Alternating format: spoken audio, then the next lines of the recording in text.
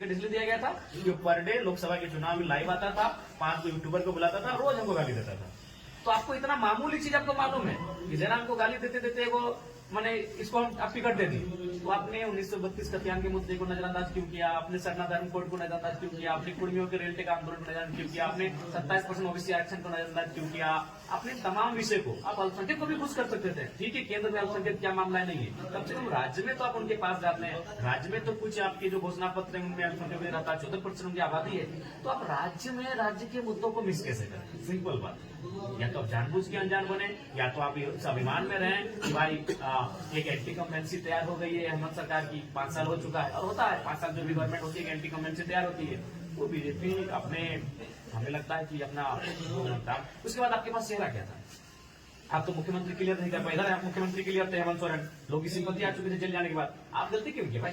आप क्यों उनको जेल में? आप खुद फेलियर हैं। उसके बाद अगर आपको इतना ही प्लानिंग था तो चूंकि ऑलरेडी जेएमएम ने एक ट्राइब फेस सीएम के लिए तैयार किया था, तो आप इस राज्य की सबसे बड़ी आबादी को आगे करते, ओबीसी को।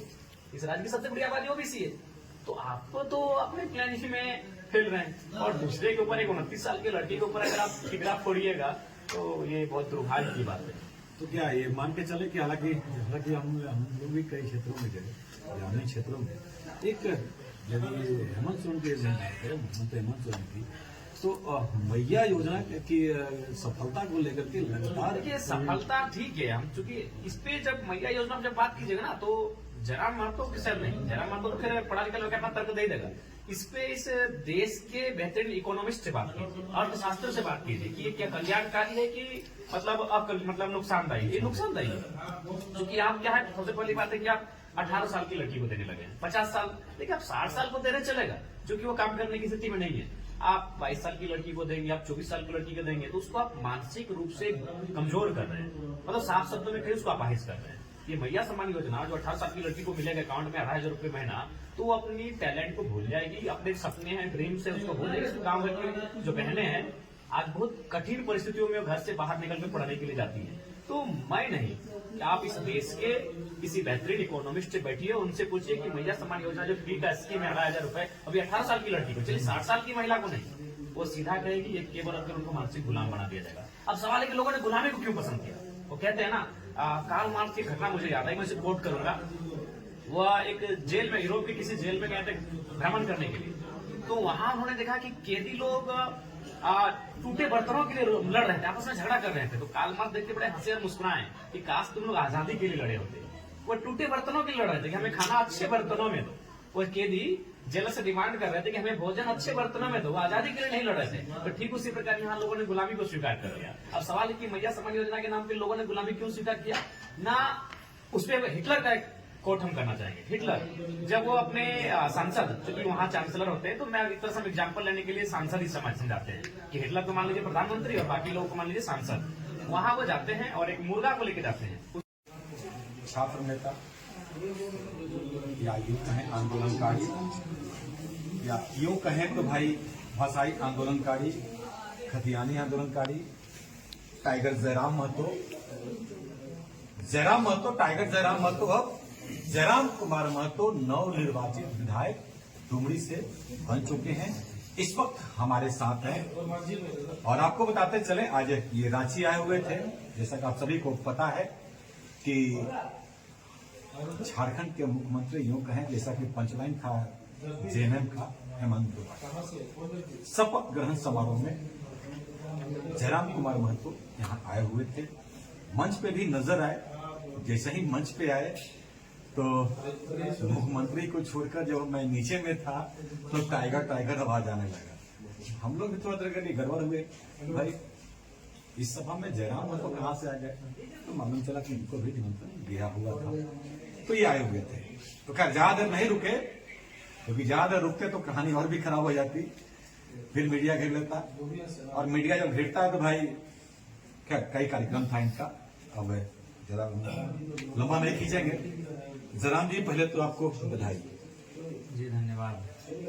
क्या कहेंगे ये छात्र नेता से आज एक विधायक तक का सफर?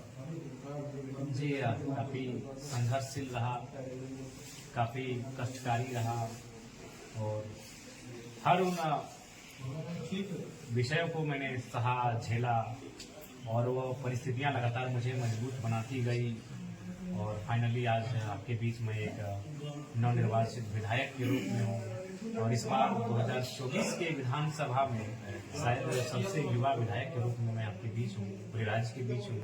तो इस सुंदर तस्वीर के पीछे एक बहुत संघर्ष की गाथा है, एक संघर्ष है, एक बहुत बड़ा लंबा, और उसी के परिणाम स्वरूप आज मैं नवनिर्वाचित विधायक के रूप में हूँ। अगर तकदीर थोड़ा साथ देती या फिर हम अच्छा प्लानिंग कर पाते या फिर हमारे पास कुछ मैनेजिंग टीम होती तो शायद आप विधायक नहीं, शायद राज्य के सूबे के मंत्री या मुख्यमंत्री से भी इस समय मुखातिब हो रहे होते।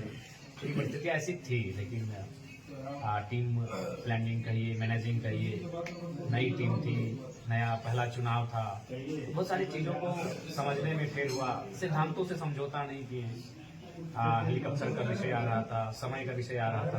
तो इन सब चीजों पर अगर काम करते तो शायद हमारे पास सीटें और बेहतरीन होती। तो खैर जो भी है, जो आए स्वीकार है और पूरे राज्यवासियों ने जो प्यार दुलार सम्मान दिया उसके लिए तहे दिल से उनका आभार प्रकट करते हैं। इसमें कहीं दो राय नहीं है कि जिस तरह से आपने एक जीरो से हीरो का सफर तय किया, एसएमपी न्यूज उसका गवाह है कि जब ये छात्र नेता जयराम कुमार महतो आज से 3.5-4 साल पहले रांची आए थे, तो मुझे आज भी याद है कि शायद जयराम कुमार महतो के नाम से बहुत लोग कम जानते थे।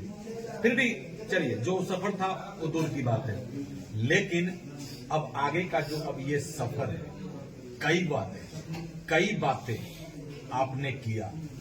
खास करके एक यदि हम बात करें 1932 का मुद्दा, राज्यपाल तक, आप राजभवन तक गए, राज्यपाल से भी मिले, तो क्या लग रहा है जो टाइगर इस बार हमें लगता है कि भारतीय जनता पार्टी, क्योंकि केंद्र में की सरकार है और केंद्र के अधीनस्थ राज्यपाल महोदय होते हैं, तो इस बार इस बिल पर उनकी भी सहमति बनेगी, क्योंकि वह राज्य में जान चुकी है जो आज उनकी दुर्गति हुई है, इसमें कहीं न कहीं उनका जो व्यवहार रहा है राज्य के प्रति, झारखंड को जो उन्होंने जिस नजर से देखा है, उनका वो नजरिया ही उनकी दुर्गति का कारण है। तो मुझे लगता है कि हेमंत सरकार जब दोबारा इस बात को प्रयास करेगी और सदन में जब हम बैठे हैं तो निसंदेह इस बात को फिर पुरजोर तरीके से उठाएंगे, तो इस बार राजभवन से ये प्रस्तावित होकर केंद्र तक पहुंचेगा और फाइनली इस राज्य को एक बेहतर डोमिसाइल पॉलिसी मिलेगी। हम यदि बात करें, हम चलेंगे बीजेपी को भी चलेंगे, जिस तरह से अभी आपने कहा कि जो होया, इस पर हम आगे बात करेंगे बीजेपी के ही मुद्दे पर, लेकिन हम 1932 का बात करें, या जैसा कि आप पहले भी कहते रहते थे 1932, लेकिन एक आपने बीच में भी मुद्दा लाया और पूर्व विधायक शूर सिंह बेसरा जो झारखंड आंदोलन, उनका मानना है कि ये बिल न राज्यपाल को जाएगा न केंद्र को जाएगा। सरकार यदि चाहती है या यदि चाहे तो ये बिल ऐसे भी पास हो सकता है, अंतिम सर्वे सेटलमेंट का भी बात है। देखिए वो तो ठीक है, लेकिन आपका कोई भी बिल जब प्रेजेंट होता है, पारित होता है, तो अंतिम मुहर आपको कम से कम राज्यपाल का तो लगेगा, तो वहां तक तो आपको जाना ही पड़ेगा।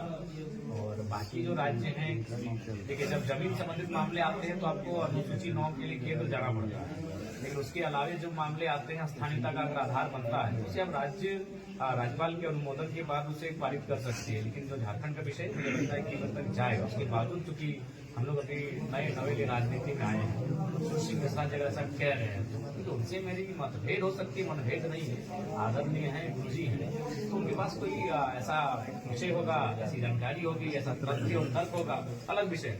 खैर जो भी है, अभी फिलहाल इस राज्य के युवा हेमंत आए हैं दोबारा, तो इस राज्य के युवा इस बार तो ये चाहते हैं कि इस बार वो ना ठगे जाए, क्योंकि देखिए सब हेमंत सोरेन बेशक आज जश्न मना रही है, खुशियां मना रही है, मिठाइयां बांटी जा रही है, लेकिन आप गांव में सर्वे कीजिए, युवाओं में खासी नाराजगी है और वो इस बात को लेकर आशंकित है कि शायद हमारा ये 5 साल फिर बर्बाद हो जाएगा, क्योंकि जो मनमानी रही है सरकार की और जो विशेषकर वैकेंसियों के मामले में, तो इसलिए जो भी विषय है राज्य सरकार को सबसे पहले एक मजबूत स्थान नीति को बनाना उनका लक्ष्य होना चाहिए और उस नीति के आधार पर एक नियोजन नीति और फिर परीक्षाओं को समय समय में नियमित अंतराल में लेते रहना चाहिए, ताकि युवाओं की जो कुंठित भाव में युवा अभी हैं, उस युवा वर्ग का जो आक्रोश है उसे समाप्त किया जा सके। अभी बीच में 32 के मुद्दे पे बीजेपी के एक सांसद पे आप बिफरते नजर आए थे।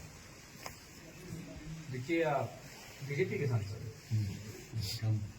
अच्छा, वो पहले पुराना मामला है, तो ऐसा बयान ही देते हैं, प्लस वो इस राज्य के हैं नहीं, तो अक्सर उस राज्य में भले लोगों ने उनको सेवा का अवसर दिया, लेकिन आज भी इस राज्य को समझने में या तो जानबूझ के अनजान बन रहे हैं या तो भूल कर रहे हैं, तो वो उनका बयान हमेशा उलट पुलट रहा है, तो उसमें पूर्व का ही बयान है। तो यदि हम अभी आपने कुछ देर पहले कहा कि बीजेपी को जिस तरह से लोगों ने डुबाया, लेकिन बीजेपी के यूं कहें या कुछ लोगों की यदि हम बात माने तो उनका मानना है कि जयराम के चलते ही बीजेपी डूब गई।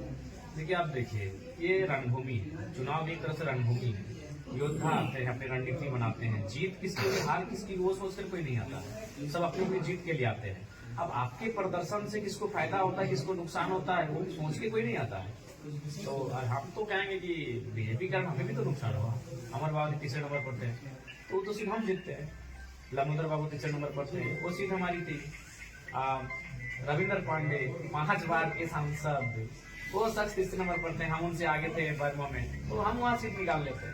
तो हमें लगता है कि वे लोग अगर हमें डिस्टर्ब ना करते तो शायद हमारे खाते में आधा दर्जन से ज्यादा सीटें होती।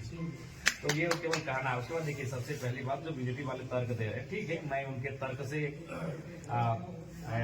हर चीज से इनकार नहीं करता, लेकिन प्रैक्टिकली मैं टुंडी को उदाहरण देता हूँ। टुंडी एक ऐसा विधानसभा है जहाँ बीजेपी ये बोल रही है कि नहीं, मेरे प्रत्याशी को आया 45,000 और बीजेपी को आया है 70,000, और 70 और 45 को जोड़ते हैं तो हो जाता है 1,15,000, और उस हिसाब से वो जेएमएम से 20,000 से चुनाव जीत जाती है। लेकिन आपकी जानकारी होना चाहिए कि वहाँ का जो वोट का माइंडसेट है, अगर हम मैदान में नहीं होते तो वो वोट बीजेपी को थोड़ी जाता, वो वोट इंडिया को ही जाता। और हमें लगता है जो अंतर 25,000 का है वो अंतर 50,000 60,000 हो सकता था। क्यों हो सकता है, सब पहले बताते हैं। लोकसभा में हम लोग को मिला था 60,000, जयराम मतलब खुद चुनाव लड़ा था, 60,000 वोट मिला था, और टुंडी मेरा घर है, और मथुरा प्रसाद महतो को मिला था 70+, और ठीक उसी रेंज में मिला था बीजेपी को 70 के आसपास, यानी एनडीए को। अब देखिए, हमें इस बार मिला है 45। क्यों मिला कि प्रत्याशी नए थे, और प्रत्याशी का वो मतलब होम विधानसभा भी नहीं था, तो मेरा 15,000 वोट कम हुआ। अब सवाल है कि मेरा 15,000 वोट गया कहाँ, एकदम मजेदार बात है, मेरा 15,000 वोट गया कहाँ, तो सिंपली मथुरा चला गया लोकेलिटी के आधार पे। यानी बीजेपी को जो मिला था लोकसभा में, इस बार भी वही मिला, तो 70 मिला था, इस बार भी 70 मिला, लेकिन मेरा वोट कहाँ शिफ्ट हुआ, टुंडी में जेएमएम को शिफ्ट हो गया। तो इसलिए अगर वो ये तर्क दे रहे कि नहीं हम नहीं होते तो वोट उनको जाता, बिल्कुल नहीं। अब चंदन क्यारी में जाके सर्वे कीजिए, चंदन क्यारी में एक वर्ग, चूंकि अभी हम वर्ग का नाम भी लेने में हमको परहेज नहीं है, लेकिन चूंकि मेरे पास ऑथेंटिक अभी डाटा आया नहीं है, वो अक्सर बीजेपी के कोर वोटर है। लेकिन अमर बावरी रांची में रह गए, अमर बावरी कभी छत्तीसगढ़ की यात्रा में गए, अमर बावरी कभी असम की यात्रा में गए, अमर बावरी दिल्ली की यात्रा में गए, वो तो नेता प्रतिपक्ष नहीं, अपने आपको मुख्यमंत्री मान के पूरा देश दुनिया घूमने लगे, और उन्होंने चंदन क्यारी में समय नहीं दिया। तो उससे वर्ग नाराज हुआ, किसके जो बीजेपी का कोर वोटर होता है वो वोट उनका शिफ्ट होता है जेएमएम को, खुद बीजेपी का कोर वोटर शिफ्ट हो जाता है जेएमएम को कि चंदन क्यारी में अमर बाबू को सबक सिखाना है। तो ऐसा बहुत सारा उदाहरण है। अब आइए डुमरी के, डुमरी में मजेदार गणित को देखिए। लोकसभा में मेरा वोट था 91,000 के आसपास, कितना आया 94, तो अंतर कुछ नहीं। हम इसीलिए डुमरी लड़ने का कारण मेरा यही था कि हमको विश्वास था कि 2 महीना पहले जो वोट मुझे मिला इस बार भी वही मिलेगा, हम कॉन्फिडेंट थे कि 90,000 प्लस मेरा वोट है। लेकिन वहाँ मजेदार घटना क्या है, दुनिया की सबसे बड़ी पार्टी एनडीए जो लोकसभा में लेके आती है 55,000, इस बार 20,000 वोट उसके पास है ही नहीं, तो कहाँ गया, इंडिया को शिफ्ट हो रहा है। तो ये आप नहीं कह सकते हैं। आप अपना देखिए ना, आप अपने कैरेक्टर को बताइए ना भाई, आप क्या कर रहे हैं। आपका 20,000 वोट सीधा यहाँ जगह माननीय मंत्री, पूर्व मंत्री बेबी देवी जी को शिफ्ट हो रहा है, और वो 52 से हमें यह मालूम था कि भाई वो लोकल है, इस बार उनका वोट इंक्रीज होगा 15,000 तक, और हम इस बात को लेकर उम्मीद कर रहे थे कि उनका 65 से 70,000 के बीच वोट रहेगा, और जीत का अंतर 20 से 25 तक रहेगा, हम जीतेंगे चुनाव को। लेकिन ये क्लोज क्यों हुआ ना, बीजेपी वाले वोट कर दिए जेएमएम को। ये ताजुब की बात है। आप अपना देखिए, आइए बेरमो में कहानी को सुनिए। बेरमो में 84,000 वोट था बीजेपी यानी एनडीए, आज सूची यानी एनडीए का था 84,000, जयराम महतो का था 54,000, और इंडिया गठबंधन उनका था 59,000। इस बार के चुनाव में मेरा फिर भी कुछ 6,000 मतलब जो होता है 54 था, इस बार 60 आया। मेरा वोट कोई भी गलत नहीं बोल सकता है। लेकिन एनडीए का 84,000 आ जाता है 60,000 में, और इंडिया का 60,000 चला जाता है 90,000 में। यानी उनका एक विशेष तबका जो वो वोट किए थे एनडीए को, इस बार वोट कर रहे हैं इंडिया को। तो आप शिफ्ट कर रहे हैं महाराज, आप जयराम महतो को हराने के लिए आप एनडीए बीजेपी वाले वोट आप शिफ्ट कर रहे हैं कांग्रेस को। देश की 2 घोर विरोधी पार्टियां, 36 के आंकड़े वाली पार्टियां एक हो जा रही है। आप उसमें तो कोई तर्क से बात करते हैं, हम एक सीट पे तर्क पे बात करने के लिए तैयार है। तो ये मेरी दोनों सीटों पर मैंने देखा कि दोनों सीटों पे इंडिया प्रभावशाली था, और एनडीए वालों ने इंडिया वालों को समर्थन कर दिया, डुमरी में भी और बेरमो में भी। तो आप अपना तर्क रखिए।